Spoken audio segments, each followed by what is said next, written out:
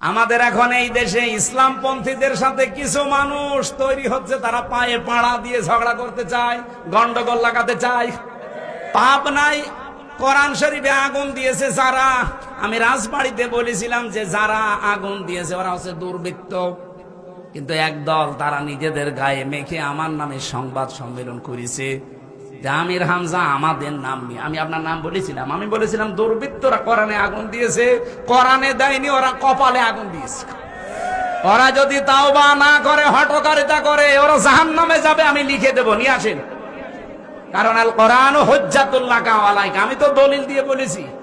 কিন্তু ওখানকার যিনি এই হাবিব সাহেব, উনি বলছে যে জামাত ইসলাম যারা করে, শিবির যারা করে, তাদের মসজিদে আজান দেওয়া, এমামতি করা আজকে থেকে হারাম। হারাম মানে এলাকার জিনিস কি আপনার এলাকা, এলাকা কি আপনার বাবার? এই দেশের মানুষ যারা একামতে দিন করে, এরা যদি নামাজ বন্ধ করে দেয়, আজান বন্ধ করে দেয়, আপনার কে দেবে? কি আজান আপনি দিতে পারবেন? যে কয়টা ফতোয়াবাজি করছে, এই যে কিশোরগঞ্জের ফজু পাগলা, ছাত্রলীগ থেকে আসা, পাবনার এইটা হাবিব ছাত্রলীগ থেকে আসা, আর চাপায় নবাবগঞ্জের স্বামী স্ত্রী দুইজন চাপাবাজ। আমি এই চারজনকে মন থেকে ঘৃণা করি। বিএনপিকে আমি ভালোবাসি, কিন্তু এই চারজনকে বিএনপির নাম নিয়ে এরা ক্যান্সার হয়ে বিএনপিতে ঢুকেছে। আমরা চাই যারা দায়িত্বে আছেন এই ক্যান্সার গুলোকে কেটে বাদ দিয়ে দেন, নয়তো আপনাদের আরো বড় ক্ষতি হয়ে যাবে। আপনার একটা মাসলুম দল, আমরাও মাসলুম, কথা বলেন না কেন? ফালাকতাহামাল আকাবাতা ওয়া মা আদরাকা মাল আকাবা, কিন্তু সে গিরিপথে যেতে রাজি না। হে নবী, আপনি কি জানেন এই গিরিপথ, দুর্গম পথটা কি? আজ বাংলাদেশের মানুষ আমরা যারা সহজে শুধু জান্নাতে যেতে চাই, আল্লাহ সহজ ভাবে জান্নাতে দেওয়ার কোন রাস্তা কোরআনে দেয়নি। এই আকাবা মানে দুর্গম গিরিপথ। জান্নাতে যেতে হলে, সৌভাগ্যশালী হতে হলে মাস্ট বি এই পৃথিবীতে আপনাকে গিরিপথ অতিক্রম করাই লাগবে। ওই গিরিপথটা কি? এই যে রাত্তিলিল কোরআন, এই শব্দের ব্যাখ্যা এখান থেকে একটা আমি মিলিয়েছি। শুধুমাত্র কোরআন নিজে শুদ্ধ করে পড়লে হবে না, হক আদায় বুঝতে হবে, ওটা নিজে মানতে হবে।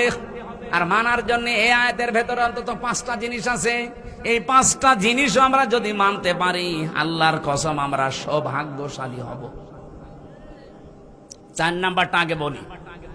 যেহেতু হক আদায় করে পড়ার শর্ত বলেছিলাম, কয়টা জানো? 4টা। বলেন বলেন, আরো জোরে বলেন। এই দলিলটা সূরা বাকারা 121 নম্বর আয়াতে আছে, আল্লাযীনা আতাইনাহুমুল কিতাবা ইয়াতলুনাহু হাক্কা তিলাওয়াতি। এই শব্দের ব্যাখ্যায় পাবেন তেলাওয়াত হক আদায় করে করতে হলে ওটা আপনাকে আগে শুদ্ধ করে পড়া লাগবে, 2 নম্বরে বোঝা লাগবে, 3 নম্বরে নিজে মানা লাগবে, 4 নম্বরে যারা আপনার আয়ত্তে আছে এই মানুষগুলো যেন মানতে পারে সেই ব্যবস্থা করে দেওয়া লাগবে। আর এইটার জন্য আজ আলেমরা আমরা আপনাদের কাছে কালার। আপনি ভালো করে বসেন, আমি যতদিন কোরআন পড়ি শুদ্ধ করে, এই দেশে কেউ আমার শত্রু নেই। যতদিন আপনি বুঝি, কেউ আমাকে শত্রুতা করবে না। যতদিন আমি ব্যক্তিগত পারিবারিক জীবনে মানবো, কেউ আমার শত্রু নেই।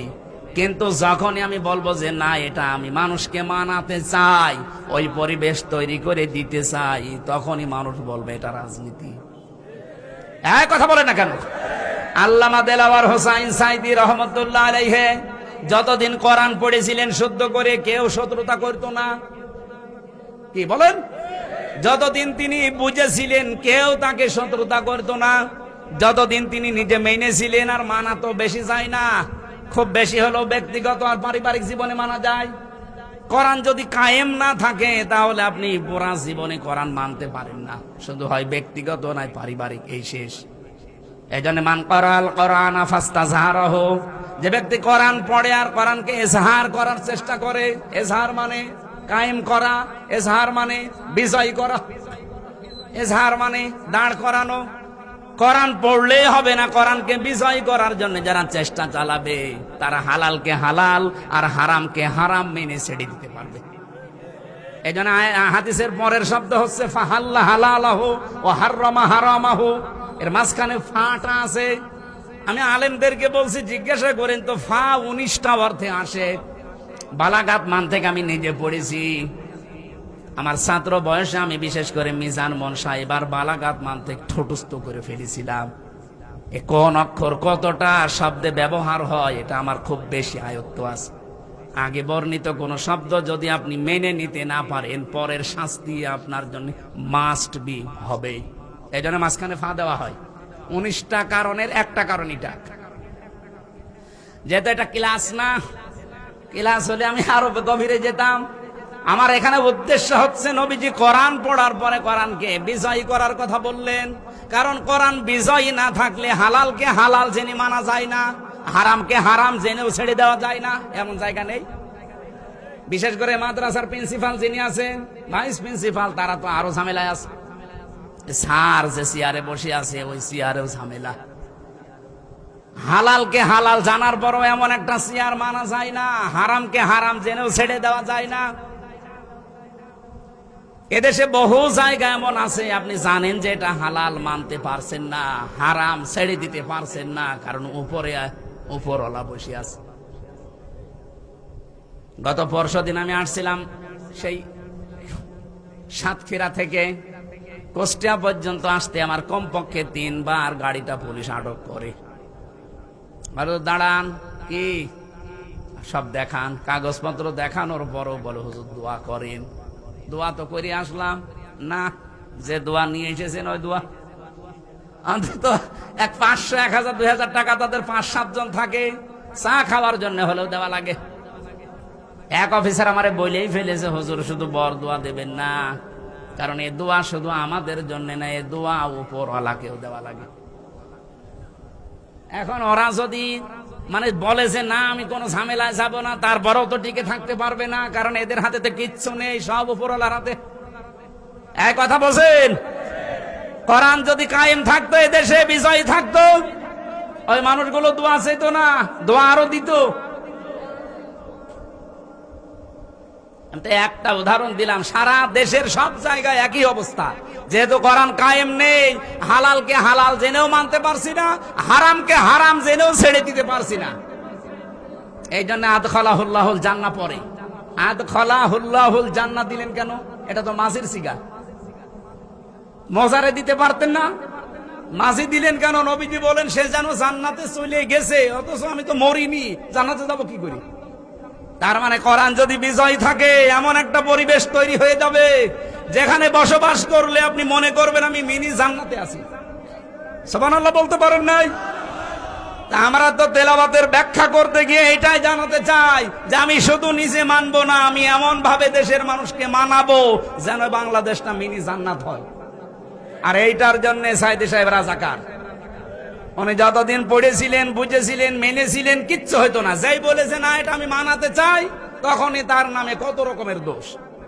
হেফাজতের আমির আহমেদ শফি যতদিন কোরআন পড়েছে, বুঝেছে, মেনেছে, কোনো সমস্যা নেই। যেই বলেছে না এর বিরুদ্ধে কোনো অবস্থান নিতে দেব না, তখন হয়ে গেছে তেতুল হুজুর। আপনি কি হেফাজতের লোক? আপনি জিজ্ঞাসা করেন যারা আছে ওই দলের, তেতুল হুজুর দিয়েছে তো ওই দিন যেই দিন বলেছে আমি নবীর বিরুদ্ধে কোনো অবস্থান নিতে দেব না।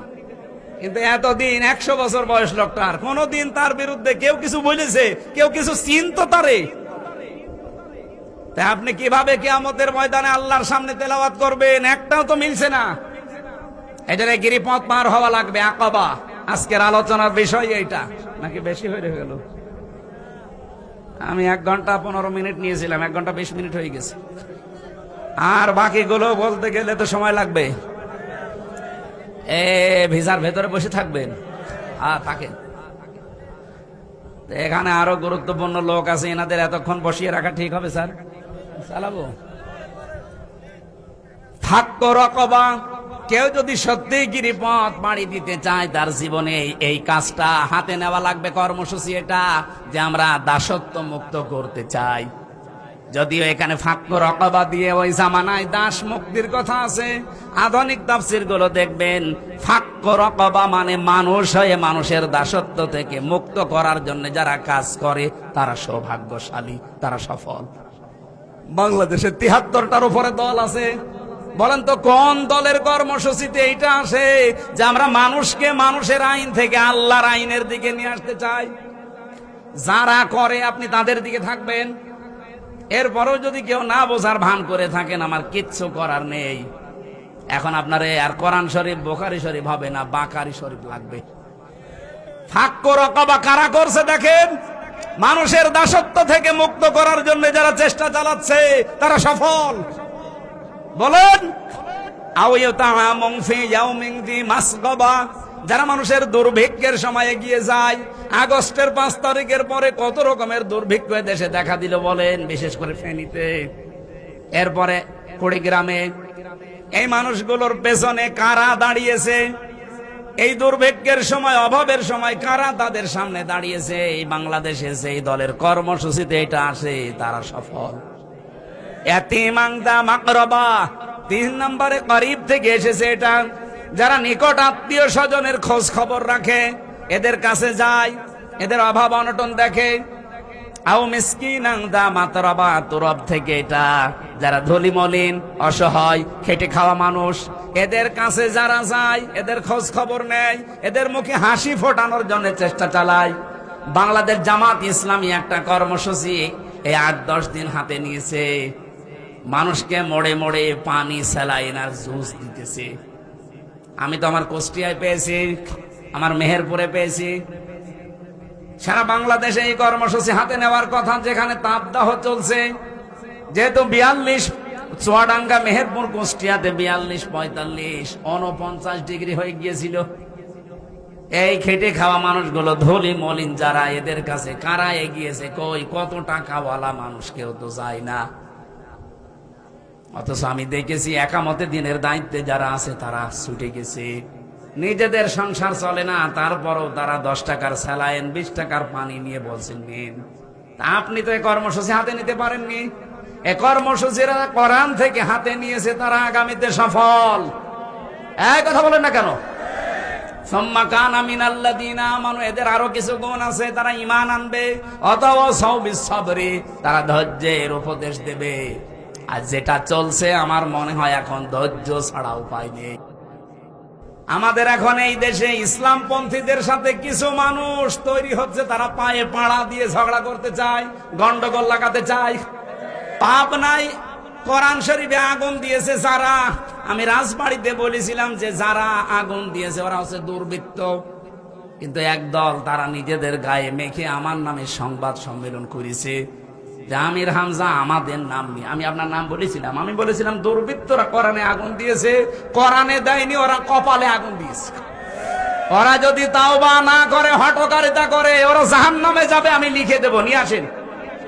কারণ আল কোরআন হুজ্জাতুল লাকা ওয়া আলাইকা, আমি তো দলিল দিয়ে বলেছি। কিন্তু ওখানকার যিনি এই হাবিব সাহেব, উনি বলছে যে জামাত ইসলাম যারা করে, শিবির যারা করে, তাদের মসজিদে আজান দেওয়া, এমামতি করা আজকে থেকে হারাম।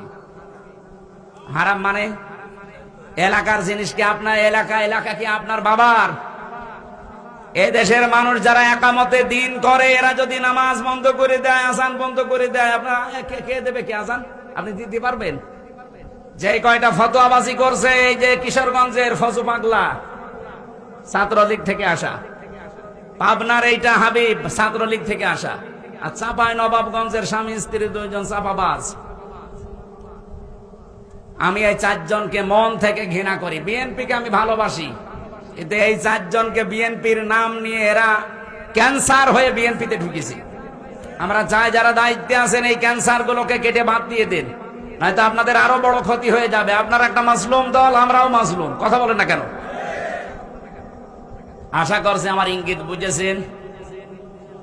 এই জন্য ধৈর্য ধরা লাগবে। এখন উচ্চবিষ করা যাবে না, উচ্চবাচ্য না। এখন খুব কঠিন সময় চলছে। ধৈর্য ধারণ করে সামনের পরিস্থিতি মোকাবেলা করা লাগবে। ওয়াতাওয়াসাউ বিল মারহামা, একে অন্যকে রহমের উপদেশ দেবে। এই 5টা গুণ ব্যাখ্যা করতে পারলে আরো ভালো হতো। আমি এত রাত পর্যন্ত কথা বলতে চাচ্ছি না, অনেক সময় হয়ে গেছে। উলাইকা সাহাবুল মাইমানা, এই মানুষগুলোই পৃথিবীতে সৌভাগ্যশালী ডানপন্থী। আল্লাহ এদের দলে শামিল হওয়ার তৌফিক দিন, আমিন। এই মাহফিলটা বাস্তবায়নের জন্য আমার লিখিত বই আছে, গাড়িতে নিয়েছেন যাওয়ার সময়।